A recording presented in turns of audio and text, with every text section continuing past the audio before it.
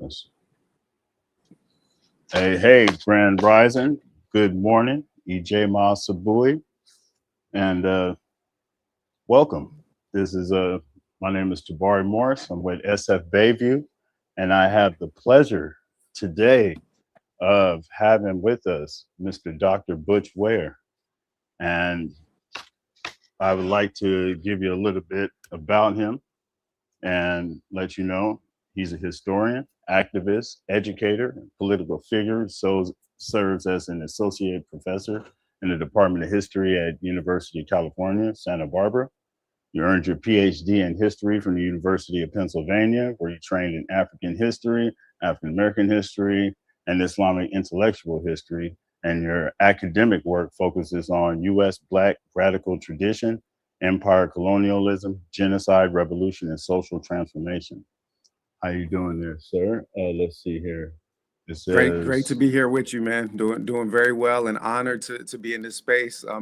We were just talking offline. I'm somebody as a historian that I really appreciate the independent Black journalistic tradition. Going back to like Pittsburgh Courier, and other sources that have always been like the voice for like an independent Black radical politics. So love to see y'all holding it down at San Francisco Bayview. yes, greatly appreciated. Yes, thank you for joining. And I had a few questions for you today. Let me see here. Before we get started, let me remove some of these places on here as a stream that says that we're not connected. I'm not going to go through the process of figuring out which ones are which. Understood. Yes, sir. Yes, sir. And like I say, appreciate your time. Let's see. It says this one here has trouble. Let me click this off. Good old StreamYard. And I'm Uh, definitely seeing us. We're up and live on my YouTube right now. So yeah. All right. Cool. Cool. Okay. It says, let's see here. As someone running for governor on the Green Party ticket, you bring a unique perspective as both a historian and activist. Can you briefly share what drove you to enter this gubernatorial race? yeah, I mean, it came out of the vice presidential run with Dr. Jill Stein. I mean, and I'll be honest, as somebody who's spent my life as community and also academic educator and activist and organizer, I was not really somebody that invested a lot into electoral politics.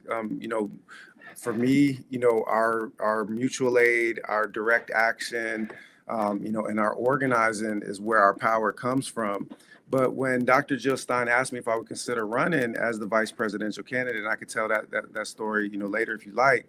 I Oh, actually had to go back to what our radical ancestors said about electoral politics, and that's what led me to follow through on the vice presidential campaign with a gubernatorial campaign, because I went back to Malcolm, 1964, Ballot of the Bullet, and Malcolm said the ballot is a weapon as effective or more effective than the bullet. He said, we're going to knock on every door in Harlem and we're going to register every Black face behind every door, not as a Democrat, not as a Republican, but we're going to say, show us your card. And whoever wow. didn't have the responsibility to register themselves, he said, Malcolm said, we might just move them out of town. It's going to be the ballot of the bullet. So when I saw, that true revolutionaries like Malcolm, and it was just Malcolm, Kwame Ture, first with SNCC, then with All African People's Revolutionary Party. He said voting every 4 years is the height of bourgeois hypocrisy, but I would shed my blood for the vote, and I have, because I know the vote is how I organize my people. So, and the Panthers ran for office. So for me, I'm running to try to build an independent, liberation-centered politics that comes out of the Black radical tradition, but channels that Black radical tradition towards the aims of collective liberation in the same ways that the Panthers did, right? Standing 10 toes down in Blackness, in our culture, in our experience, in our diagnosis of what America is and has done. The Panthers were nonetheless able to shape the formation of the Young Lords, Brown Berets, Young Patriots, original Rainbow Coalition. So for me, this Green Party run is an opportunity to bring our radical politics outside of that duopoly system and really put that to the center of state politics and national politics. Last part of the question, I said, listen, when Jill asked me if I was going to run, I said, I'm going to pray on it. I'm going to talk to my teachers in West Africa because I lived there for years. And I said, but y'all need to run tape on me because you were getting a whole Black Muslim revolutionary if you do this, and that's going to have implications for your party. I said, whether you like it or not, it's about to become the red, black, and green party. and that's what we're doing. Okay. And yeah, you say the two-party duopoly. How does that framework inform your approach to California's current crisis? California's current crisis is a bipartisan crisis, because if you just take the standpoint of the Black liberation tradition as a whole, it was the understanding of Kwame Ture, of the Panthers, of Assata Shakur, of Malcolm, that both Democrats and Republicans were capitalist, imperialist, white supremacist parties, right? And that you essentially had a difference primarily in the affect, in the modality. So Malcolm put it this way. Malcolm said, the liberal is a fox. It bares its teeth. You think it's smiling at you, but you are on the menu. The conservative is the wolf. When it bares its teeth, it's into a vicious snarl that leaves the Black man with no illusion as to where he stands. So for my standpoint, yes, there are differences in the way that Democrats and Republicans present, but the underlying policies with respect to the massive expansion of the carceral state in California, the massively expanding wealth gap, the third largest economy on the planet after China and Germany, and yet the highest rates of poverty in the United States of America, tied with Louisiana, the highest rates of wealth inequality, and that's all been under Democrat governance. So for me, I understand that some people can't quite hear this, but I do not perceive fundamental differences in the underlying policies, either towards Black communities or to Latino communities or to working class people that come out of those two parties. It's a difference of style, not substance. Right, most definitely. And that brings me to one of the topics that I wanted to cover here is, like, upon your election, now I'm seeing here that the sanctuary cities and federal funding. Now, San Francisco is a sanctuary city, and it says that, with him trying to cut funding for sanctuary cities, how would you be able to have our cities sustain themselves when funding is cut, including like Section 8, let's see, low income housing scenarios, Head Start programs? If the feds want to try to go nuclear on California, then we need to be prepared to take the fight to them as well. California pays massive amounts of federal taxes. I would have every single lawyer and relevant authority in the state pursuing every option for us to withhold those taxes if they're not meeting their basic obligations as well. So, by the way, let me just be clear about this. The relationship that it's supposed to be a federation, right? The United States is. States are supposed to actually be able to regulate their own affairs, and the feds are not supposed to, engage in certain kinds of overreach. And this punitive use is one of those kinds of overreach. But the more fundamental one that our communities are facing right now is this ICE escalation, where they're just going in and kidnapping folks, masked men pulling up in vans, snatching neighbors out of our communities. And I've said that as governor of the state of California, my oath is on the Constitution of the United States and on the Constitution of California. It's not on Donald Trump. So all of that's just to say is, from my standpoint, we should be using our state resources to defend the people of California. And that means standing up against the feds. So I said that before I'm not complying with any unconstitutional orders, The feds are going to have to go through every lawyer and law enforcement officer in the state before they so much as touch a single hair on the head of any California resident. And that should be the disposition of the executive authority in the state of California. But the Democrats don't do that. They could be doing that right now, but they don't do that because to do so would cost them their donor base because they have the same political Right. patrons as the Republicans. So they play fight in public, but behind closed doors, they work for the same people. Yes. And man, speaking of which, now these unforeseen fees that have been increasing, including like toll fees for just driving on the highways, and all of a sudden you got to have your tags on your car and going through, especially like up here in the Bay Area. You know, it's a They get you timing and coming and things. going. Right. And it's not a vote of the people. I'm quite sure if they ask the people who's driving to work every day who financially can afford this, these increasing fees and increasing a lane, nobody asked for it. But then when you put it there, it's like, where do you where do you go with there? How do you prevent these people from, setting these things up ahead of our, being able to take care of it? The Democrat establishment in the state um, turns California citizens and residents upside down and shakes us until all of the money comes out of our pockets. It's a never-ending constant shakedown so that they can continue to feed their corporate buddies out of our tax funds and our tolls and so forth. So what's my position on that? I'm going through, and by the way, the governor has wide budgetary powers and appointment powers inside the state. So the first thing is that we're cleaning house from all of those regulatory mechanisms and other appointment positions that have been handed out to cronies whose job it is to feed the corporate donors and to feed the consulting class. We clean in house, that number one, from an appointment standpoint, and then from a budget standpoint. We are going to cut all of the pork and the out of the budget because they are as corrupt as the day is long. And listen, none of us are fans of the Republicans and the way that they've done things. But when they say that the Democrat establishment is corrupt and essentially a mafia organization, they're not wrong. Now they have their own corrupt mafia organization, so it's a pot calling the kettle black type situation. But they're not wrong.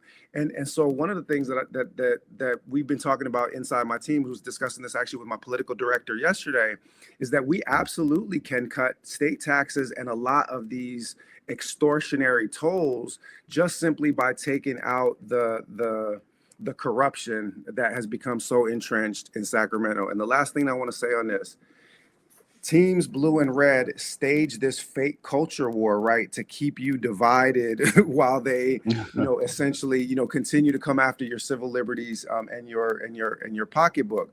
Well, one of the places where this culture war takes place is Democrats like to pretend that Republican voters, traditional Republican voters, are immoral because they don't want to pay for social services, because they don't want their taxes to go to social services. But if you understand that the Democrats are skimming right off of the top and feeding their buddies, you don't want to pay into that system either, right? And I think actually part of the reason why our campaign doesn't just appeal to progressive voters, but to a lot of independent and even right-leaning voters, is that I've actually said, look, I'm a disciple of Malcolm.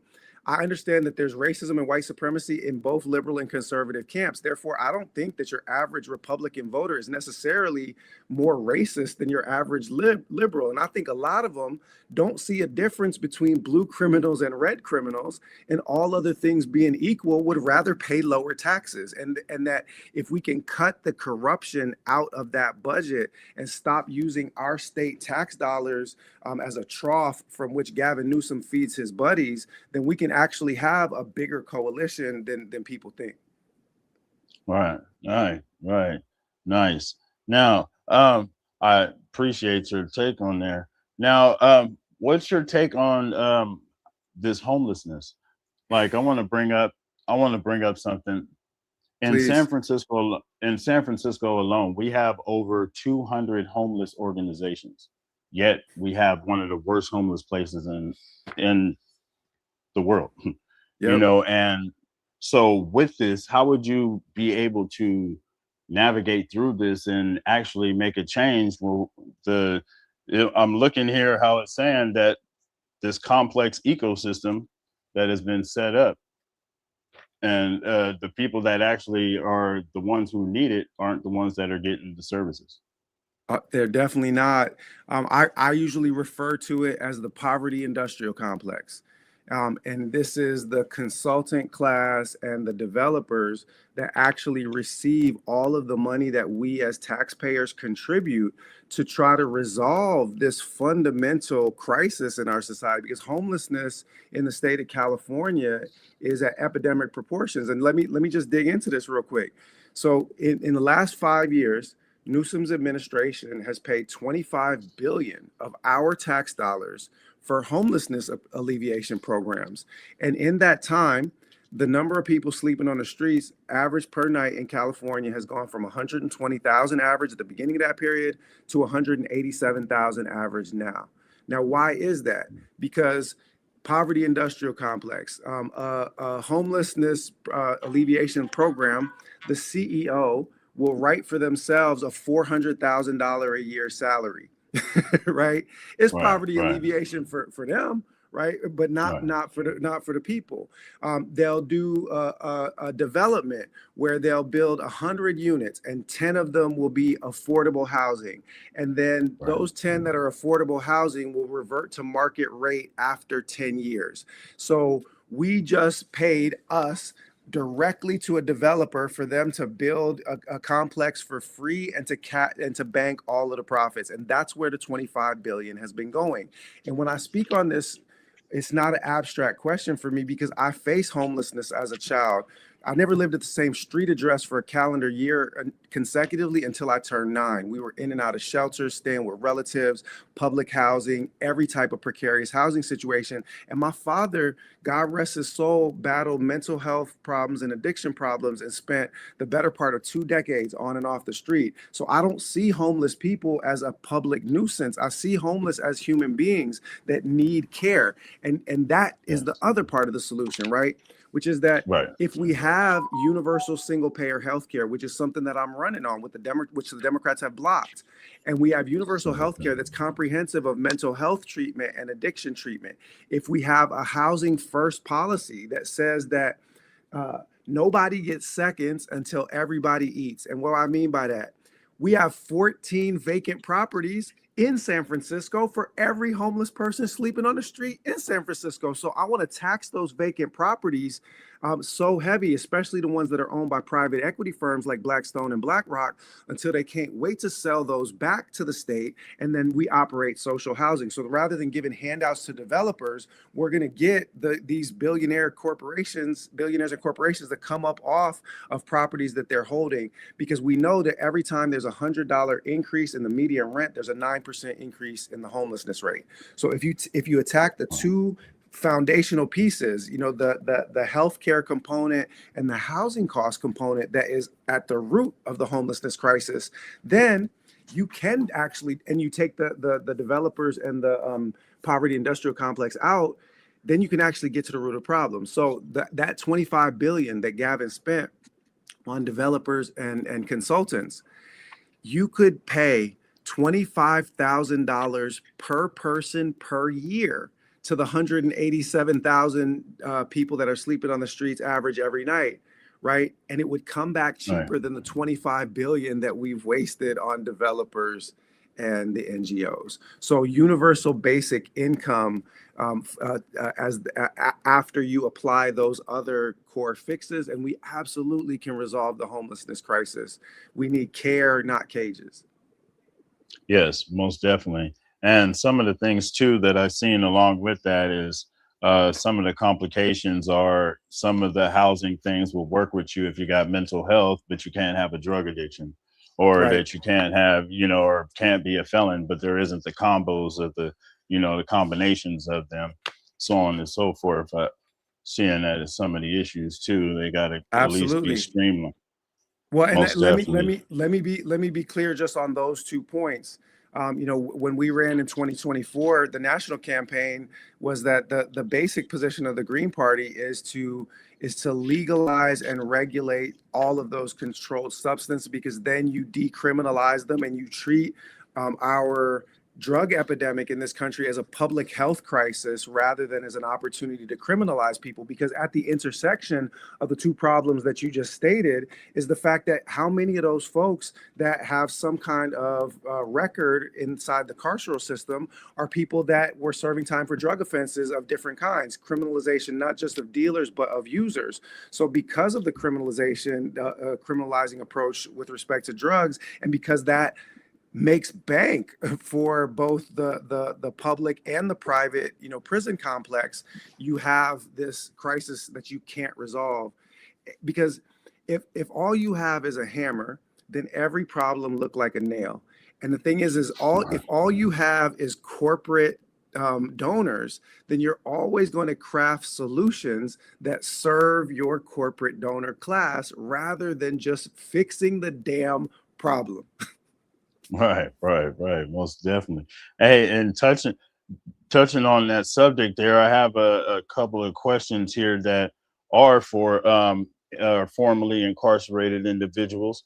Um, Here's one of the questions. How can we, the formerly incarcerated, coordinate a political action committee and support your issues as the new stakeholders? So first of all, I love this. And what I would just say is that we're already doing this. The mainstream media is not going to tell you this, which is why I love SF Bayview. It's the reason why I love all of these independent outlets, because they're going to let the real story get to the people. So for months now, my campaign has been coordinating with formerly incarcerated street organization leaders in San Diego about exactly these kinds of programs that are both about community-based violence prevention and also political organizing. The proudest endorsement for me during the 2024 presidential campaign was when the almighty Vice Lord Nation endorsed Dr. Jill Stein and myself. And the reason for that is that the street organizations are the ones that are most capable, actually, of building the political organizations that we need in order to wrest power out of the hands of the corporations. And I said on the Breakfast Club back in 2024, I said the only gangs that I know that the only murderous gangs that I know that wear blue and red are Democrats and Republicans. As for street organizations and formerly incarcerated folks that might have been involved in street organization activity, we are always looking to build and to politically empower, because I have family members that were in and out of the system at all stages of my life. I was part of that generation. I'm 52 years old. Even light skinned black don't crack, right? If you moisturize, like we holding it together, despite our age. But I was part of that generation where the Clinton and Biden crime bill was locking up a whole generation of us, and many of us that are now at that age of maturity, like I absolutely want us to politically engage. So whoever that is that asked that question, please reach out directly to my team with that question. Contact at butchwareforgov.com, and we will connect you with the folks on the ground that are already doing this work, which include a number of tremendous organizations, especially in the San Diego area, but other areas as well. Oh, great. That's great. Here's another question from the good Minister King. Let's see here. After the 2011 to 2013 California hunger strikes, CDCR decided to uphold its ongoing campaigns of harassment against new African and Latin incarcerated workers out of retaliation for the work that forced the CDCR to change its policies and procedures as it relates to long-term solitary confinement. Now incarcerated workers like Abdul Shakur, Louis C. Powell Jr., and others are being held captive without fair due process during their board hearings. Even the present Governor Newsom has arbitrarily refused to allow these elders to be liberated when they were found suitable for parole. Yep. With that being said, what would you do differently to ensure that CDCR and the state board stop using biased tactics and false 1030s, confidential documents to keep elders in prison based on their views of the world and not their alleged offense? So first of all, I'm an abolitionist. So I envision a day where we close down Pelican Bay. And in the short term and in the intermediate term, already have a list of political prisoners that inside the state of California that we're vetting for governor clemency, because free them all. And before I get to the way that I would handle this situation with the California Department of Corrections, and I want to come back to that in a moment to highlight the difference Okay. between how Newsom has handled that and how I would handle it. I want to first say that that machine of the California carceral system, with all of its brutality, has produced some of our most brilliant, lasting intellectual contributions to the Black radical tradition. I'm thinking about, George and Jonathan Jackson. I'm thinking about Huey P. Newton. I'm thinking about the way in which the cutting edge of liberation struggle has often been forged in the belly of the beast right here in the state of California. And as Black radical Californians, we need to mark that space and honor that. Every single year I do a Black August educational program in my I have a 501c3 called the Revolutionary Learning Community. And so every year during Black August, I say, come get these lessons. And so many of them, come out of the California tradition. So not only am I going to be fighting against the injustices of that system, but I'm going to be lifting up the substantive, historical, and political contributions of our incarcerated brothers and sisters and non-gender conforming kin, right, that have been at the forefront of this struggle, because they have faced the business end of the carceral state. Now, to return directly to the question, Gavin Newsom, I remember this was last year. He said there was a bill. I'm forgetting the name, the number of it on it. Was it AB 715? I'm forgetting the number of the bill, but the bill was prohibiting coordination between ICE and CDCR. And he said that if that bill reached his desk, he would veto it. This this is what we have currently from the Democrats, who claim to be, the friend of oppressed and marginalized communities. Obviously, I'm going to have a very different kind of disposition towards the way that we approach carcerality as an abolitionist. Nice. Okay. Let's see. One more question while we're on the subject of prisons in California. Let's see. The present governor vetoed ACA 6 when the formerly incarcerated voters and their families and communities drafted a bill making a formal request that California lawmakers amend the ongoing forced labor that's being upheld via the second clause of the 13th Amendment. What would you do differently to ensure that the incarcerated workers are not held accountable or punished for no longer voluntarily participating in forced labor? I'm a historian by training, and let's be clear: slavery still exists inside the state of California, because the 13th Amendment only abolishes slavery conditionally. It says that slavery is not legal in the United States of America except as punishment of a crime.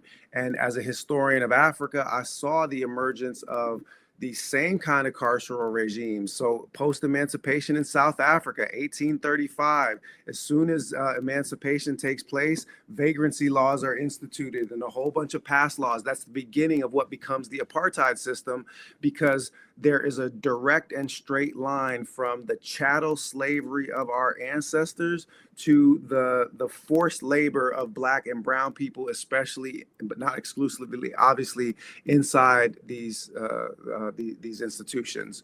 So we saw the state of California, sadly, ratify that with a ballot referendum. This would have been back in 24 as well.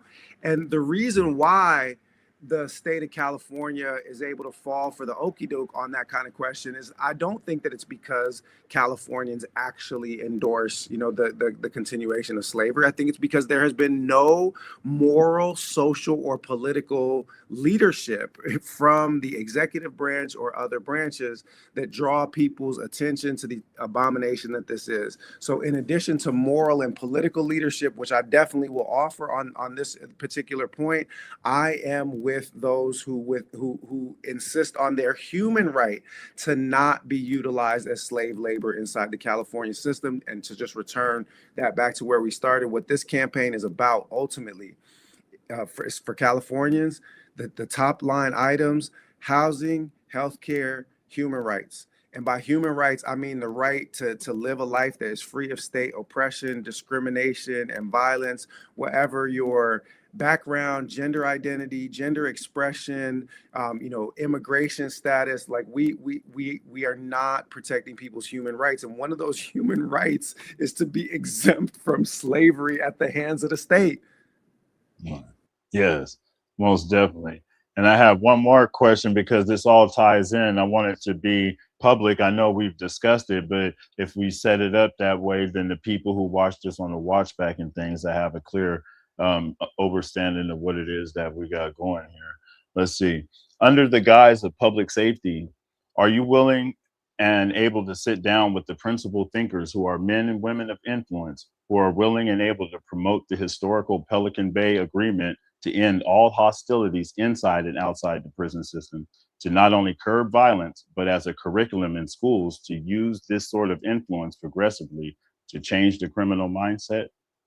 And in addition, will you be willing to take a meeting with those who are working to establish safe and liberated zones with their influence, rather through art and advocacy or financial literacy, to curb even economic violence? Without any question, so mark that down, put it on the record. And just to be clear, we've already started this work, and because that's not work that needs to wait for me to have executive authority, right? For me to Right. empower and to empower the folks that are doing that work. So as I mentioned, the street organization leadership in San Diego and other places, we've discussed the fact that violence prevention models that are rooted in community, because let's be clear, we are bearing the indelible marks of white supremacist, capitalist, and imperialist violence on our communities, and that's why we inhabit environments that are so dangerous for us. I grew up in Washington D.C. when it was the murder capital of the country, 600 plus murders a year in a city of 600,000 people. I'm not somebody that is naive or Pollyannish about the realities of violence, but I understand that the root causes of that violence are people's basic needs not being met.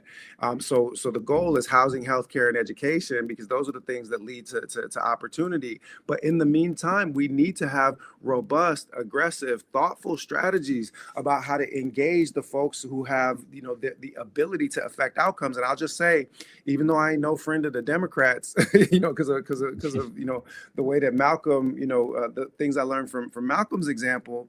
I take the example of the young brother. His name is escaping me right now, but the mayor of Baltimore, who has done a wonderful job in investing in a lot of those community-based violence prevention programs. Those are programs that we can be fostering and encouraging both inside the system, the carceral system, and outside of it. And last point on that, because fundamentally, especially for our Black and Latino and impoverished communities, ain't no difference between the inside and the outside. I was Right. stopped for driving while Black 17 times before I got to my 18th birthday. I was passing through militarized checkpoints in my own neighborhood, right? And it was the great Patrice Lumumba, African revolutionary, of course, assassinated by the CIA and Belgian forces, who was the first person to refer to colonial states as open air prisons, because he too had been locked up inside the system in the Belgian Congo. And he realized after he got out that he had been in prison his whole life anyway. Right, right. Most definitely. Yeah. Now, speaking of being in prison your whole life, the subject of surveillance. Oh, Come on with it. yes, yes, yes. We must talk about this. Every day I go outside, I find new flock cameras all over San Francisco alone, and Yep. some of these counties and cities are, they've been able to get them taken down, so on and so forth. These are things that already exist, connected with Ring doorbells, so on and so forth. In California, I mean, who voted for us to be able to do this? How are we going to be able to at least freeze what's going on right now? And under your guise of being governor, how would you be able to take care of that? So the first thing that I'll just say is who funds you runs you.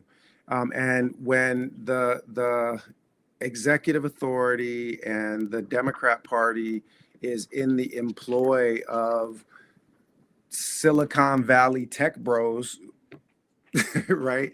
And Right, the our elected officials work for them instead of for us, of course they're going to look the other way as our, privacy and civil liberties are violated. The bar that comes to mind, because I was an MC before I was anything else, is from Police State by Dead Prez, right?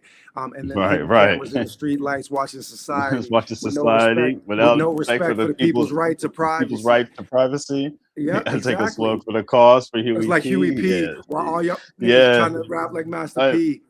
Yeah, no, exactly. and that's what it is, right? We're Right, living in a police state, and we were living in a police right, state then. What that Dead Prez, that's probably '99 or 2000 when that album drops, one of the greatest albums of all time. Well, 25 right, years later, the acceleration of that police state is manifest, and the thing is that as governor, I don't control the attorney general, but I can direct the attorney general. I can counsel the attorney general to right, pursue um, uh, lawsuits for the protection of our civil liberties. But they're not doing that because, like I said, who funds you runs you. They're not going to bite the hand that feeds them. And the thing is right, that the hand that feeds me as a Green Party candidate is the people. We don't take no corporate donations. We don't take PAC donations, not APAC donations, no private prison complex donations, no weapons manufacturers donations, right?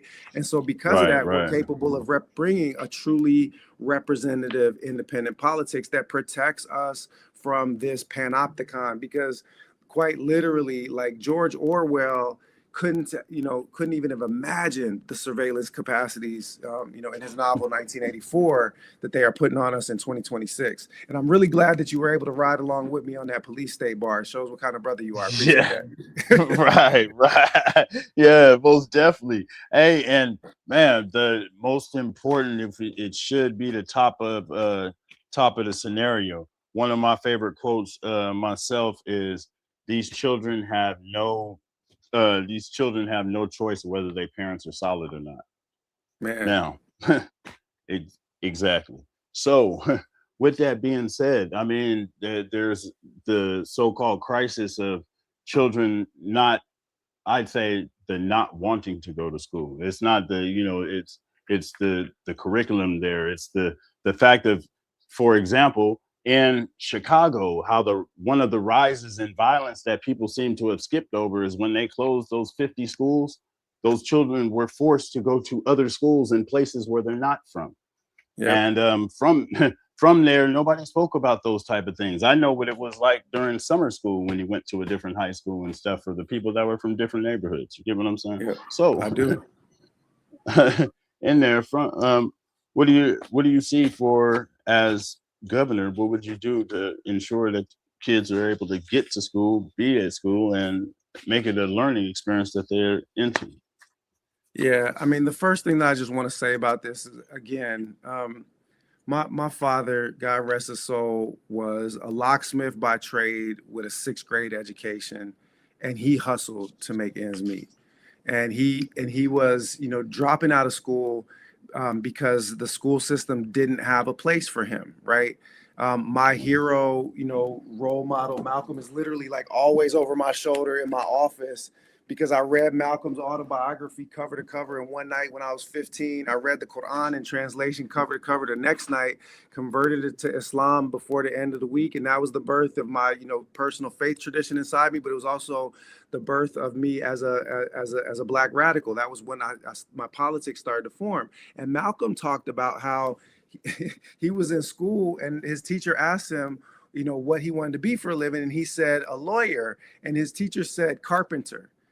Carpenter is a good trade for a Negro. And I had a similar experience when somebody told me in third grade that there had never been a black president in the United States, and there was probably never going to be one, right? So why, especially are black and brown males not attending these schools? Because they are being told right from the beginning that school is not a safe place for them. They are being told with the metal detectors at the door, with the construction of the facilities, that they are entering a prison.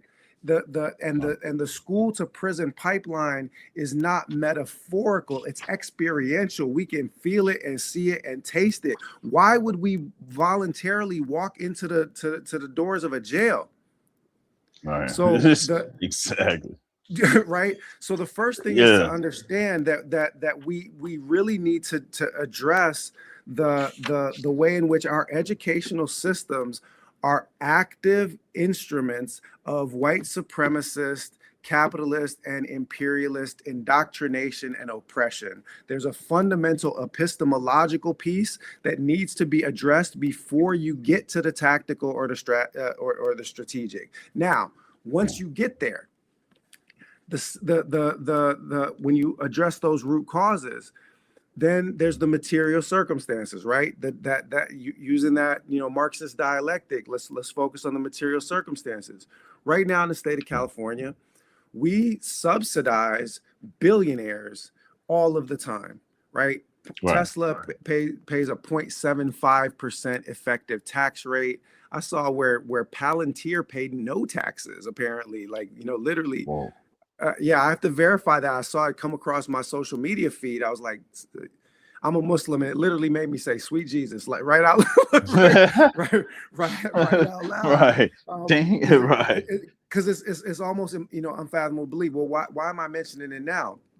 Because we absolutely can make sure that the amount that is spent on a per pupil basis is the same in Compton and Stockton as it is in Beverly Hills. The state is absolutely capable of subsidizing spending on a per pupil basis in that way, so that the investment in those students is the same, because the achievement gap is not going to be bridged when the investment in the school infrastructure and the spending is just based on property taxes, because that's going to cause class distinctions to be reproduced on a generational basis. We have to invest in education. So not just leveling the spending gap on a per student basis, so that especially underserved communities actually get an equal opportunity. Because let's just be clear about this: they are born on third base and thought they hit a triple, right? They have every advantage. Even their public schools are well funded in suburban areas, and then they're like, well, I achieved from public school. How come you can't achieve from public school? It's like, it ain't the same school and it ain't the same spending. So we can level that, and then we can also get universal pre-K, which is absolutely crucial for us. And then lastly, free tuition, higher education. So we used to have it. Reagan took it away because he didn't want black folks to learn how to read, basically. I mean, that was literally like Nixon and Reagan had conversations about the dangers of, an educated black proletariat in the state of California. Like they were concerned about this. And so we got rid of free tuition public education in the state of California for racist and classist reasons. And it's been a net negative for the state, because that used to be an engine for economic development. Because when development organizations do international aid work, and of course there's a million problems with all of that work, and the kind of neo-colonial factors and pieces of it, but their first metric usually is that they'll usually tell you that A dollar spent on education will bring back $7 to $10 in terms of economic growth potential. The biggest way that you can, invest in development anywhere is investing in education, because an educated populace just has a different set of economic opportunities. So we can lead the way in the state of California, and then we can also, through that process, get rid of the student loan debt that is like this chain Yes. around the neck of especially so many Black and brown students inside the state, because Yes. rich kids don't get student loan debt because they don't have to take out student loans. So again, Right. those class structures are being reinforced, and the people at the bottom of the social system now, sadly, instead of education serving as an opportunity towards social mobility, it's quite the opposite, right? I often say, the game plan used to be go to school, get a good job, secure the bag, right?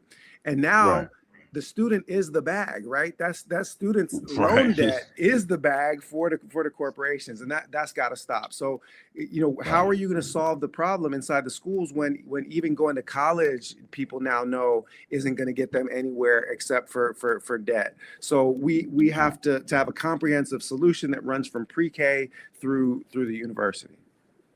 Yes, and one thing is I'm actually going to City College right now because of Free City College. Salute to Word them. life. Like right, and it's working out there. Yeah, one of the things that I wanted to speak about is get your take on this. Carbon taxes with transportation costs, charging people per mile in California, leading the way on things like that. What?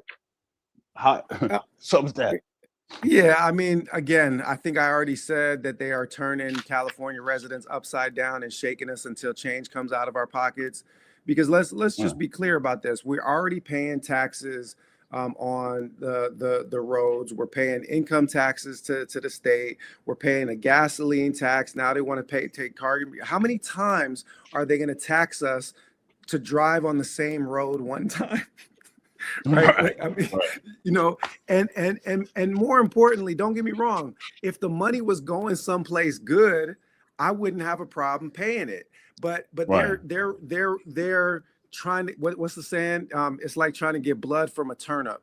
The housing crisis and the affordability crisis in the state has working families suffering, whereas 9 households in Silicon Valley own $683 billion of personal wealth.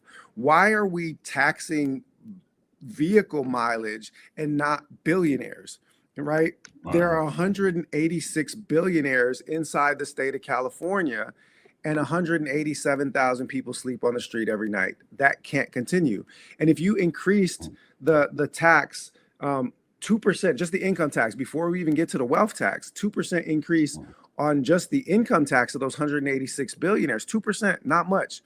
You would Right. make it so that we could eliminate all of those superfluous taxes, and so that Mhm. nobody that makes 100K or less in the state of California would have to pay a penny of state taxes.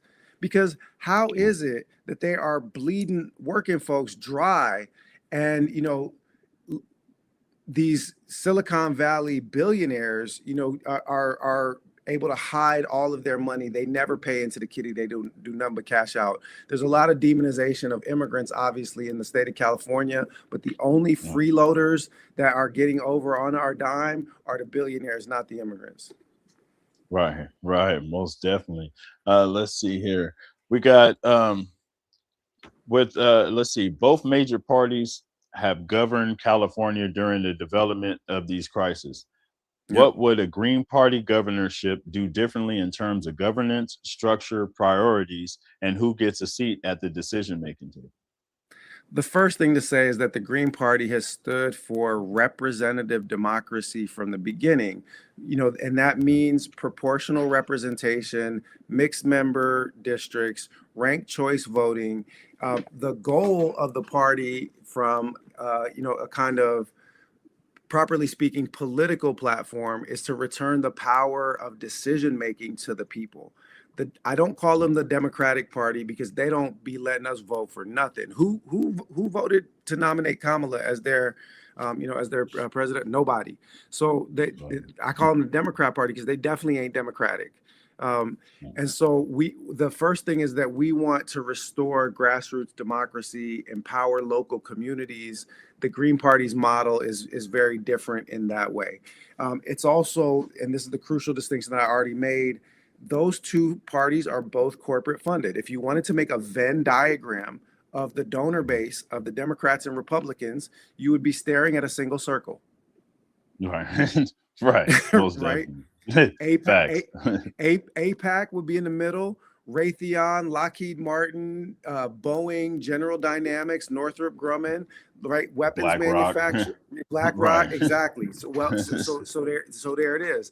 And so all of that is just to say the biggest distinction would be that you would have elected officials that serve you rather than the Epstein class, frankly. Right. Because Right. ain't no Greens in them Epstein files, but there's plenty of Democrats and Republicans because they've concentrated all of this power at the top. Our job is to restore power to the people. If you go to my website, butchwareforgov.com, at the bottom, it says solidarity beyond identity and ideology. I don't expect people to agree with every last one of my political positions at all. Right. The job of elected officials is to serve the people, and that means restoring power to them. Yes, you have to provide moral and political and social leadership on key issues. You can't, you have to fight to protect people, but it's not your job to make decisions for the people. It's the people's job to make to make decisions, and you have to restore power back to the people. So that the model that the Greens utilize is very different. I just want to say this. It's a very appealing model, and this is something that your audience is unlikely to know.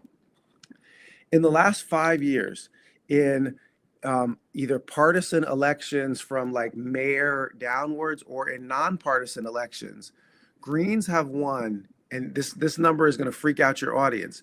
Greens have won 57% of the elections in which we've stood for office. Wow. See. Because people love the platform, but then in large national elections or sometimes in large statewide elections like the gubernatorial one, the spending gap is so different between those corporate run parties and the ones that are funded by the people that they're just able to drown out popular policies. But the reality is that people already love the Green Party platform all across this country and elect Greens all over the place. Literally thousands of Greens elected, in the past decade or so, several hundred serving right now. And we saw recently over in the UK something similar take place. A Green won a congressional seat, and immediately within a week, the Green Party leapfrogged the Labour Party, the Democrats of England, in overall popularity. And that's what these people are afraid of, is that they know that if I'm able to win this election and secure the governor's mansion, that it is going to be wildly popular because our policies are wildly popular because they're even more go hard than Mamdani's policies. And Mamdani's policies as a mayor in New York City have been popular. Last thing on this, we're currently polling that the lowest end polls that we have are at 2%, but the highest end polls that we have are at 5%. And for context, no third party candidate has polled at 5% in the state of California since a third party candidate won in 1917. Right. Right. Okay. And so, and this is a jungle primary, top two primary, and with a very divided field, which means that the leaders right now are at 13, 14%. I'm at 5. So we're literally single digits off of the lead. And for more context, like Mamdani, who had this kind of electoral revolution in the New York City mayor's race, he was at 2% in March of his run, and he had to get to 50. I'm at 5%, and I got to get to 20. Yeah, we can absolutely win now. Right. Nice. Okay, let's see. Immediate versus long term. If elected, what are your first 100 days priority among these issues, and what's your long-term vision for California in 2030? So we have a 100-day plan that we're about to roll out for the website later this week. So again, if you haven't been there to butchwareforgov.com, do check it out. But I'll give you some of the highlights. The first piece is surrounding universal single payer healthcare. So I'll cut to the chase and then explain the context. We're going to declare a public health emergency in the state of California and immediately create a single payer healthcare option right from day one. Okay. All right. So we'll have single payer healthcare as soon as we walk in. And the reason is that we know that we can pass it, so we don't have to wait to do so. How do I know that we can? People need relief now, right? People need relief now. So why? Because in 2006 and in 2008, the Democrats actually passed universal single payer healthcare because we had a Republican governor, Schwarzenegger, and they knew he would veto it, right? They pretend like they want to get you health care, but as soon as they have the power to do so, they don't actually do it. Newsom ran on universal single payer in 2022, and then as soon as he was in office, stabbed the people not in the back but in the face, because he accepted the Democrats accepted $2.7 million from the healthcare lobby, and then they refused to bring universal single payer healthcare to a vote. And I've recently seen where a couple of the Democrat candidates have now come out in favor of universal single payer healthcare, even though just as recently as a few months ago, none of them were. And the only reason is that they know that this is an 80-20 issue that's wildly popular with Californians. So they're telling you again, oh yeah, we're going to get you universal single payer healthcare. Totally promise you, dude. Like, don't worry about it. But the thing is what James Baldwin say, I can't believe what you say because I see what you do. Right, most definitely. Yeah, so that's going to be the highlight of the first 100 days. Yes. Let's see here. We do got a couple of questions here. I want to keep it down to the yeah, most definitely. Let me see here. Question: what degree of traction is your campaign? Oh, excuse me. This is from Always Seek Peace. All right. Question is: what degree of traction is your campaign getting so far in the Black Dems? Yeah, Black Dem White. Let's see. Unprecedented traction. Unprecedented traction in these communities for any third party candidate, especially for a true third party candidate that accepts no corporate funding. We have been up and down the state from San Diego to Humboldt into the Central Valley.